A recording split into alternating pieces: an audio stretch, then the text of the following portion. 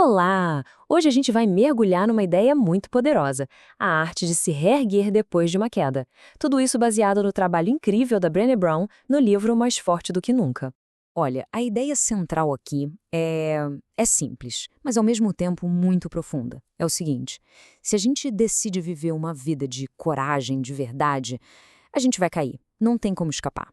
E para a gente entender isso melhor, a gente precisa primeiro pisar no que a Brené Brown chama de a arena.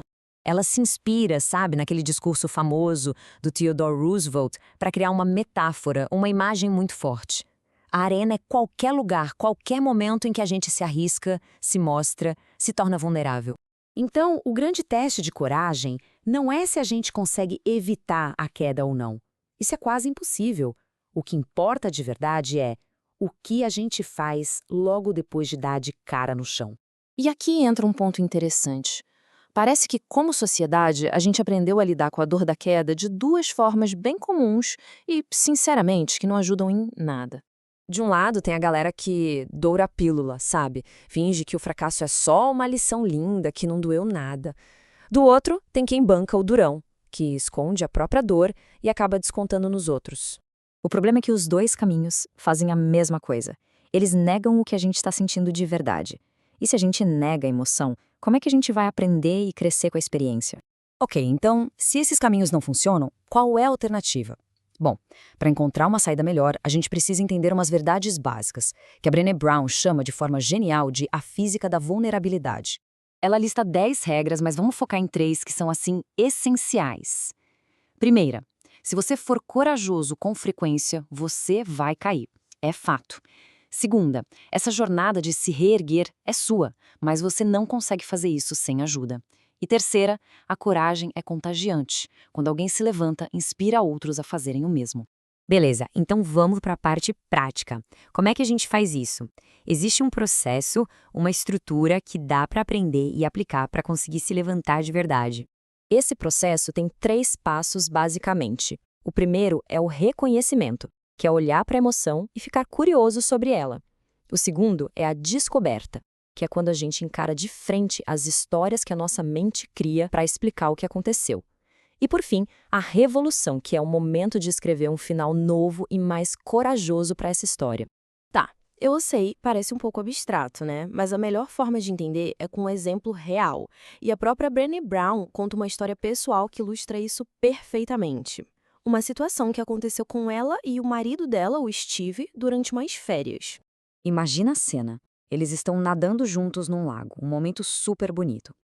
E ela, num gesto de conexão, de vulnerabilidade, diz para ele que está muito feliz por estarem ali juntos. Mas a resposta dele é curta, quase seca. A água tá boa.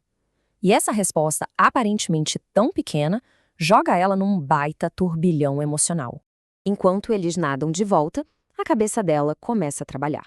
E aí é que começa o segundo passo, a descoberta. Ela começa a criar uma história para se proteger. Uma história bem negativa, de que ele estava criticando a aparência dela.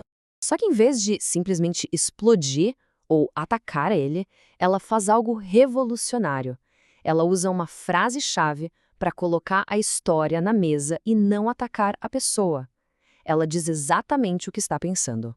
E a verdade era outra, completamente diferente. O Steve, na verdade, estava tendo um ataque de pânico. Ele estava revivendo um pesadelo horrível sobre não conseguir salvar os filhos. Era sobre o medo e a vulnerabilidade dele, não dela. Mas a história não acaba aí. Anos depois, contando esse caso, a Brené percebeu que ela pulava uma parte crucial, a briga que aconteceu dentro da cabeça dela enquanto ela nadava de volta para a margem. Esse meio do caminho confuso, essa parte bagunçada, foi o processo da descoberta acontecendo ao vivo. Foi ali que ela batalhou com as próprias suposições e conscientemente escolheu ser generosa, em vez de revidar.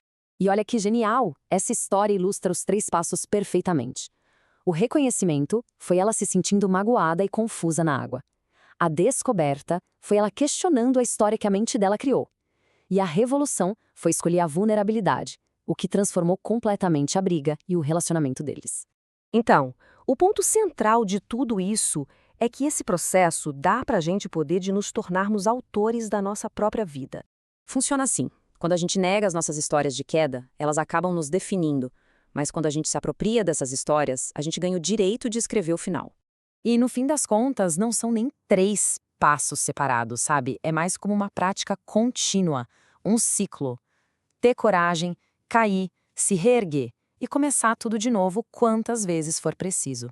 Então, a grande lição é essa. O objetivo da vida não é passar por ela sem nunca cair. É aprender a se levantar. Porque é nesse processo, nessa arte de se reerguer, que a gente descobre quem a gente realmente é, na nossa versão mais forte e corajosa.